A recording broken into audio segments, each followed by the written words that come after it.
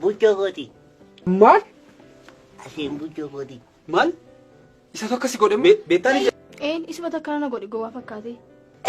beektaan immoo ishee si tokko as godhe. Harkaa keessa bu'e. Profeesar. Anni. Oguma moo tarii sobdee kan namatti qabatti laata kun. Maal amanaa jira? Beekaa mankootiin. Iddoo manni jiru beektaati wanti. Nambaree.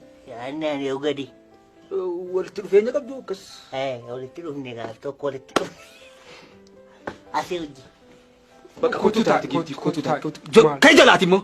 Ateessuma. Kaasi kai. Ta'a. Kaasi. Kaasis. Bucho goti. Maal jira Profeesar isa jiru? Kanatu jira. Namni tuffatan nama dhaalan jedhan dhuguma. Waan hin jedhu nabe kana. Kan gammadatee. Anni. Amma kabajamuufi qaba kun. Amma waan biraallee dhandee binnee kottu qaba jibuuti. Amma akka haaraatti kabajnaa. Anoo kabajuu isaati. Ati dhiira kai kottu naa amma. Aseeni anni. Dhiira.